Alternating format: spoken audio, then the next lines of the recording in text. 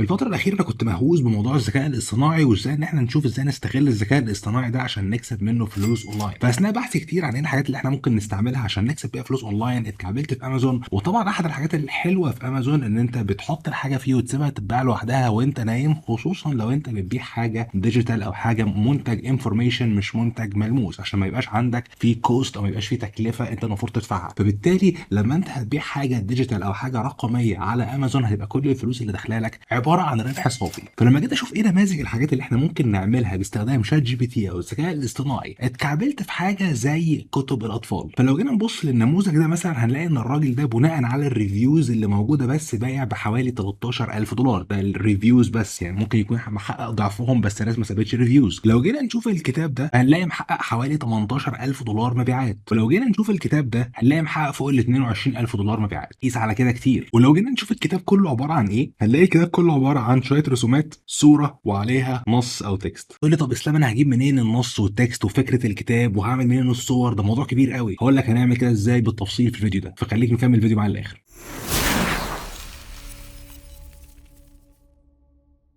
اللي هنعمله ان احنا هنروح على شات جي بي تي وهنقول له اقترح لي بعد اذنك افكار لكتب اطفال احنا ممكن نعملها. هنقول له ان انا عايز اعمل كتاب مغامرات على كيندل، كتاب للاطفال، عايزه يكون مسلي وعايزه يكون مشوق، اديني اسم للكتاب بعد اذنك. فهنلاقي طلع لك هنا عنوان بيقول لك The Mysterious Island Treasure Hunt An Adventure for Young Explorers. رحلة البحث عن الكنز في الجزيرة الغامضة، مغامرة للمستكشفين الصغار. حلو جدا. لو انت عايز تشوف افكار تانية ممكن تدوس على ريجنريت ريسبونس وتشوف. هقول له بعد كده يقول لي القصة دي عبارة عن ايه، يبتدي يشرح لك الموضوع ده عبارة عن ايه بالظبط. فيقول لك ان في مجموعة من المستكشفين الصغار لقوا خريطة قديمة قوي وهتقودهم بعد كده لرحلة عشان يبحثوا عن كنز وهكذا. حلو جدا. انا شخصيا نفسي اقرا القصة دي. هقول له بعد كده حدد لي الفئة العمرية، فيقول لك انها للاطفال ما بين ال 8 وال 12 سنة. ده هيبقى مهم جدا ليك لو انت عايز تعمل اعلانات عشان تبعت الناس للصفحه بتاعتك دي على امازون في البدايه، على ما تبيع شويه كتب كده وتاخد شويه ريفيوهات زي الفل. بمناسبه ذكر الاعلانات، لو انت عايز تستخدم الذكاء الاصطناعي عشان تنقل اعلاناتك نقله تانية، سواء هتستعملها في امازون او هتستعملها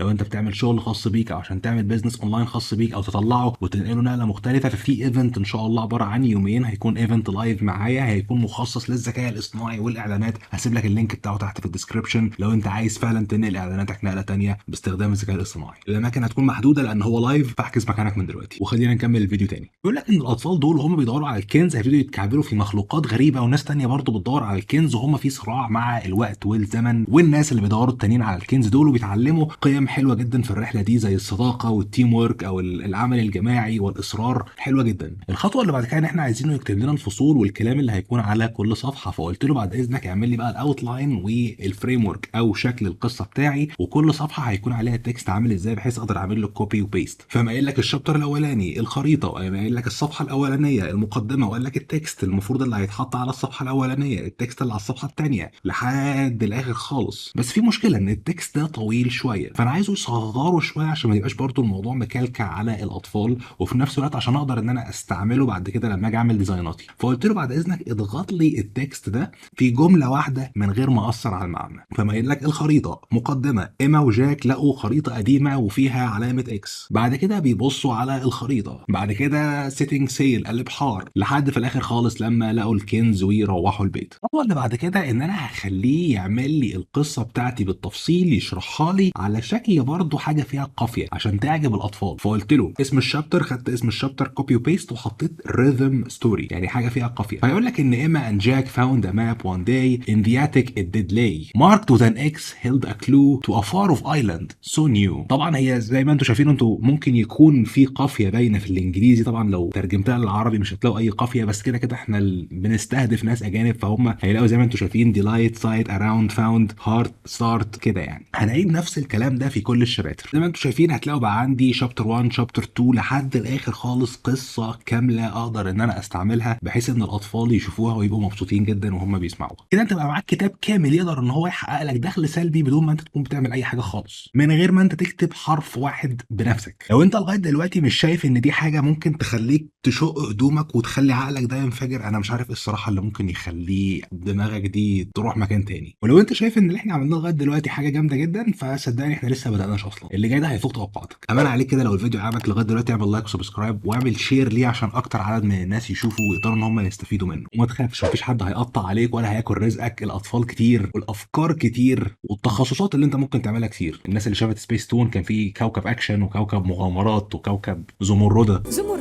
كوكب للبنات فقط، فاقعدوا اعملوا كواكب كتير. طبعا زي ما احنا عارفين لو انت عندك احسن قصه على الاطلاق، بس لو انت ما حطيتهاش، لو ما حطيتش معاها الصور، الموضوع ده مش هيشد الاطفال. فازاي هنعمل الصور؟ وهل لازم اكون مصمم عشان اعمل حاجه زي كده؟ الاجابه لا. ولا انت محتاج ان انت تدفع الاف الدولارات على فايفر عشان يعملوا لك مثلا تصميمات تقدر ان انت تستعملها. فايه رايك لو قلت لك ان كل الصور اللي انت بتشوفها دلوقتي على الشاشه دي صور انا عاملها من خلال الذكاء الاصطناعي مجانا بالكامل. طبعا الموضوع ده احنا هنعمله برضه باستخدام الذكاء الاصطناعي، وفي ادوات كتير انت تقدر تستعملها عشان تعمل رسومات وديزاينات باستخدام الذكاء الاصطناعي، بس احنا هنستعمل الاداه المفضله عندي والاكثر جوده، وهي تدعى ميد جيرني، وهتلاقيني سايب لك اللينك بتاعها تحت الفيديو هنا. طبعا ميد جيرني لغايه دلوقتي هو موجود فقط على منصه ديسكورد، فانت بتعمل اكونت على ديسكورد، وبعد كده لما بتيجي هنا بتلاقي في البابليك سيرفرز اللي عندك في ميد جيرني، مجرد ما انت بتشترك في ميد جيرني بتعمل جوين من فوق، وبتدخل هنا على النيو كامرز رومز، وبتدخل في اي روم من دول اللي هي فيها نيوبيز، ويبقى انت هنا المكان اللي انتوا شايفينه ده اللي الناس كلها عماله بتعمل فيه ديزاينات ده، دي كلها حاجات مصممه من خلال الاي اي. فانا هاجي هنا هكتب الامر ده، هكتب سلاش بعد كده imagine،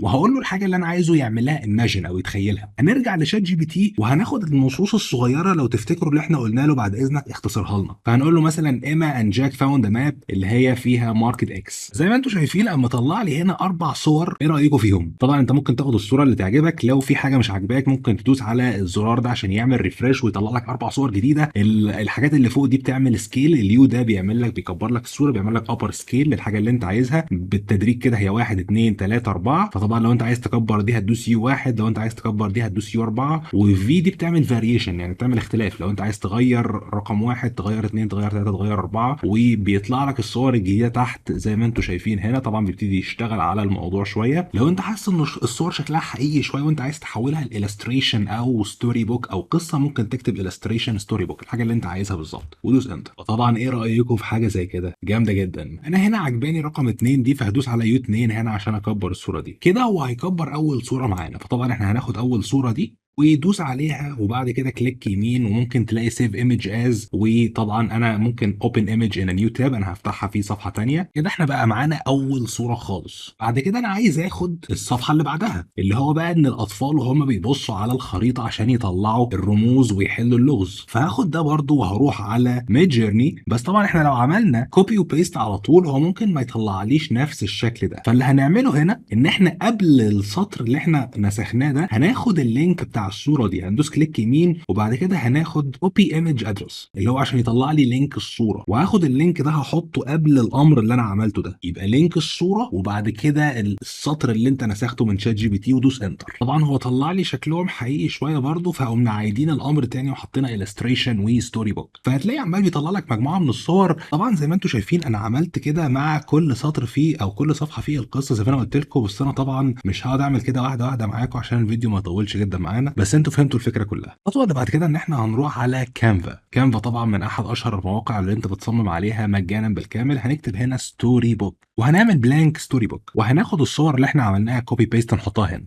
كوبي بيست. طبعا كبر الصوره كده. بعد كده هنيجي نعمل اد هيدنج هنا عشان نحط التكست، وهنيجي هنا نحط بقى الريذم ستوري اللي احنا اتفقنا عليه. طبعا انا لقيت هنا ان الريذم ستوري اللي هو كان مديها لي قبل كده طويله شويه، فانا قلت له حولهم لي بعد اذنك ل4 سطور وحافظ على الريذم والقافيه. فاما حولهم لي هقوم واخدهم كده كوبي بيست واجي هنا احطهم بيست كده زي ما انتم شايفين. ممكن كده اقوم محول ده بقى بالابيض، ممكن اقوم عامل له افكت وحاطط له مثلا باك جراوند اصغره شويه، العب فيه بقى زي ما انت عايز. بعد كده عشان نختصر على نفسنا وقت هنقوم عاملين دوبليكيت كده وناخد الصور بتاعتنا برده كوبي بيست، نمسح الصوره القديمه ونحط الصوره الجديده وناخد الشابتر الثاني نحطه هنا. لما تخلص كل ده هتعمل بعد كده شير وتيجي هنا داونلود وتنزله كبي دي اف، وكده بقت الستوري بتاعتك جاهزه زي ما انتم شايفين، وما عادش فاضل غير خطوه واحده بس قبل ما تنشر الستوري دي. طبعا عشان تنشر الكتاب بتاعك انت هتنشره على صيغه كيندل. كيندل ده اللي هي منصه الكتب الرقميه الخاصه بامازون. كل اللي هتعمله ان انت هتروح على لينك هيكون لك تحت في الديسكربشن، هتروح وهتعمل اكونت عادي جدا، او لو انت عندك اكونت على امازون هتدخل بيه، وهتدخل بعد كده هتملى هتملى بياناتك، هتقول مثلا ان انت شخص واحد، هتحط هنا تاريخ الميلاد بتاعك، املى كافه بياناتك، وبعد كده هيقول لك انت عايز تسحب فلوسك على ايه. لسوء الحظ مش هتلاقوا مثلا مصر هنا، وفي دول عربيه ممكن ما تلاقوهاش لما تيجوا تدوسوا هنا. فالحل الاسلم هنا هو ان انت هتعمل لك حساب على بايونير. طبعا في فيديو انا كنت عامله قبل كده على بايونير، عشان ما اسرحش بعيد هسيبه لكم برضه تحت في الديسكربشن او فوق في الاي، ازاي تعمل حساب على بايونير. ده بنك افتراضي بيدي لك بياناتك كبنك امريكي. لما بتختار البنك بتاعك بعد كده ان هو يونايتد ستيتس، وتقول له بقى مثلا البيانات دي كلها بتلاقيها في بايونير. بعد كده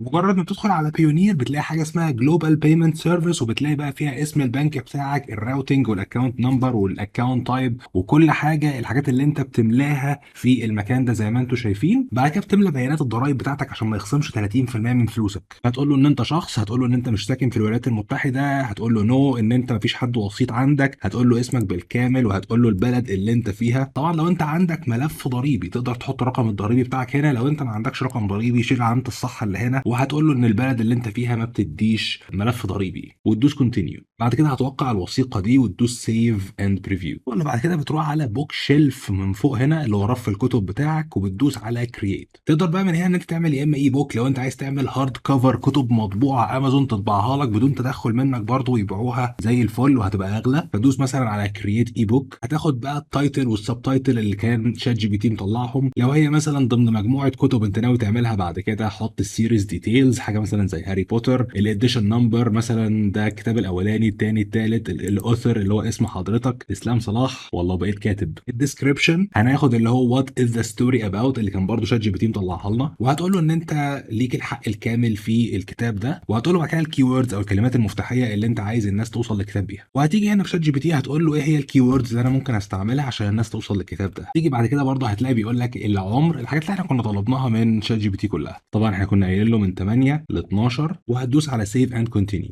طبعا انا نسيت احط الكاتيجوريز هنا، هتحط الكاتيجوري طبعا هو في الخيال فهيبقى اكشن اند ادفنتشر، لو انت عايز تحطه برضه في حاجه تانية حط، وندوس على سيف. عايزين نصمم برضه غلاف للكتاب ده، فهناخد اسم المجله بتاعتنا ونحطها في ميد جيرني. فجيت في ميد جيرني وحطيت هنا برضه اسم الكتاب وخليته يطلع لي، انا عجباني جدا الصوره الرابعه دي، فخلينا نكبرها ونستعملها عندنا في كندل. وبما ان احنا نسينا نضيف صوره الغلاف فخلينا نيجي هنا نحطها فوق هنا كده وناخدها كوبي بيست. بعد كده بتنزل الصوره بتاعتك من هنا، بتتاكد بس انك نزلتها على شكل جي بي جي عشان يقراها، وبعد كده هترفعها ككفر من هنا. المانيوسكريبت ده اللي هو الكتاب بتاع حضرتك اللي انت نزلته اللي هو البي دي اف، وهتيجي تعمل ابلود. بعد كده دوس على سيف اند كونتينيو. كده وصلنا للمرحله الاخيره وهي مرحله التسعير. رويالتي ريت ده اللي هو الفلوس اللي حضرتك هتاخد 70% لو انت خليت الكتاب بتاعك ما بين 2.99 و 9.99. طبعا انت ممكن تكون عايز تبيع اقل من كده في الاول علشان تبعت ناس كتير للكتاب بتاعك، فساعتها انت هتاخد 35%، لكن كقاعده عامه خليك في 70%. فمثلا احنا هنخلي الكتاب بتاعنا 2.99، يبقى انت لو بعته ب 2.99 هيطلع لك حوالي 2 دولار من كل مبيع. وخليك معلم على اول تيريتوريز عشان يبيع في كل امازون اللي في كل بلاد العالم. هتلاقي بقى هنا بيبيع في انديا وانجلترا وفرنسا. ودوس بعد كده على ببلش يور كيندل اي بوك. ومجرد ما بتخلص بيعرض عليك لو انت عايز تعمل البيبر باك كمان، اللي هو ان انت تكون بتبيع كتاب ورقي. فطبعا انا انصحك بشده ان انت تدوس على ستارت يور بيبر باك وتعيش حياتك وتمشي في نفس اللي احنا عملناه قبل كده عشان تنشر الكتاب الورقي بتاعك، وطبعا بيبقى اغلى كمان. بس كده يا شباب، ده كان نهايه الفيديو اللي معانا النهارده.